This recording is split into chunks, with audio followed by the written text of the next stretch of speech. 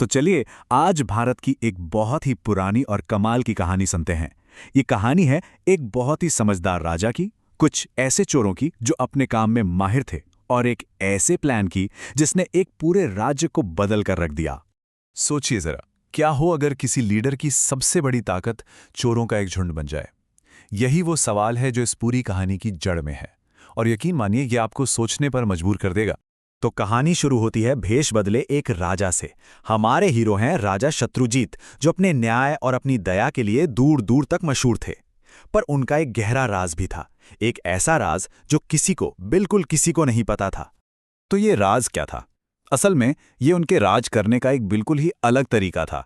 देखिए, वो उन राजाओं में से नहीं थे जो बस महल में बैठे बैठे फरमान सुनाते हैं। नहीं, वो तो रात होते ही अपने शाही कपड़े उतारते, एक आम इंसान का भेष बनाते और निकल पड़ते थे अपनी प्रजा के बीच, उनकी तकलीफों को, उनकी मुश्किलों को अपनी आंखों से देखने, खुद महसूस करने। और फिर होती है माहिर चोरों से मुलाकात। ऐसी ही एक रात को जब राजा गलियों में घूम रहे थे, उनकी नजर पड़ी 4 चोरों पर। ये कोई छोटे मोटे चोर नहीं थे, बल्कि बड़े कुख्यात थे। और उस वक्त वो अपनी अगली बड़ी चोरी का प्लान बना रहे थे। अब कोई भी दूसरा राजा होता तो क्या करता? फौरन पहरेदारों को बुलाता, है ना? पर राजा शत्रुजीत ने कुछ और ही सोचा। यहां कहानी में आता है एक जबरदस्त ट्विस्ट। उन्होंने उन्हें पकड़वाने के बजाय उनके गैंग में शामिल होने का फैसला कर लिया। वो जानना चाहते थे कि आखिर ये लोग हैं कौन और इनकी ये अजीबोगरीब काबिलियत है क्या। और जैसा मैंने कहा, ये कोई मामूली चोर नहीं थे। हर एक के पास एक सुपर पावर जैसा हुनर था, आप कह सकते हैं। एक था फकीरा, जो मीलों दूर से छिपे खजाने को सूंघ सकता था। फिर था चमन, जो जानवरों की बातें समझ सकता था, सोचिए। तीसरा था रंगा, जिसके हाथों में ऐसा जादू था कि दुनिया का कोई भी ताला उसके लिए खिलौना था। और आखिर में रतन, जिसकी याददाश्त क्या कहने, एक बार किसी को देख ले अंधेरे में भी तो कभी नहीं भूलता। तो अब बारी आई 5वें चोर, यानी हमारे राजा की। चोरों ने पूछा, भाई तुम्हारे पास क्या हुनर है? तो राजा ने भी बड़े ही शातिर अंदाज में जवाब दिया। उन्होंने कहा, मेरे पास एक ऐसी ताकत है कि अगर हम कभी पकड़े गए तो मैं सिर्फ अपनी एक नजर से कोई भी सजा माफ करवा सकता हूं। अब ये सुनकर तो चोरों की आंखें चमक उठीं। उन्होंने सोचा ये तो जैकपॉट है, और फौरन राजा को अपने गैंग में ले लिया। तो अब शुरू होती है सबसे बड़ी चोरी। और बस ये 5 लोगों की टीम तैयार हो गई अपने सबसे बड़े मिशन के लिए। उनका निशाना कुछ छोटा मोटा नहीं, बल्कि सीधा शाही खजाना। वो महल के पास पहुंचे ही थे कि एक कुत्ता उन पर जोर जोर से भौंकने लगा। चमन, जिसे जानवरों की भाषा आती थी, उसके तो होश उड़ गए। उसने घबराकर बाकियों को बताया, सुनो, ये कुत्ता कह रहा है कि इस शहर का राजा अभी इसी वक्त हमारे साथ है। पर बाकी चोरों ने क्या किया? वो हंस पड़े, मजाक समझकर बात उड़ा दी। मतलब राजा और उनके साथ चोरी करने, क्या बकवास है। तो चोरी का प्लान एक्शन में आया। फकीरा ने अपनी नाक का इस्तेमाल किया और खजाने की सही जगह सूंघ ली। रंगा ने अपने हुनर से वो मुश्किल ताला ऐसे खोला जैसे मक्खन में छुरी, और बूम, वो अंदर थे। सबके सब उस बेशुमार दौलत को देखकर पागल हो रहे थे, उसे बटोरने में लगे थे।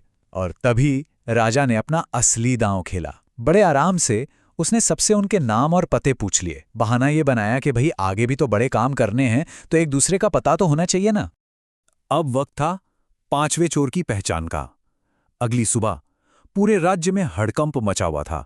शाही खजाना लुट चुका था, और इसी उथल पुथल के बीच राजा अपनी सबसे बड़ी चाल चलने के लिए बिल्कुल तैयार थे।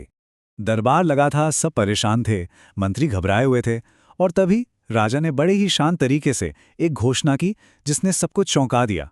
उन्होंने कहा, मुझे पता है चोर कौन है और वो कहाँ मिलेंगे। और बस उनके इशारे पर सैनिक दौड़े और उन चारों चोरों को उन्हीं के बताए पतों से उठा के सीधे दरबार में ले आए।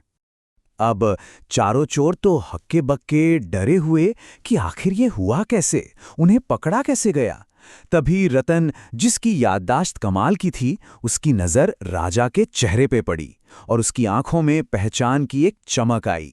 उसकी जबान कांप रही थी जब उसने कहा, हमारा 5वां साथी, वो तो खुद महाराज थे। मैं चेहरे कभी नहीं भूलता। और फिर शुरू हुआ सफर, अपराधियों से दरबारी तक का।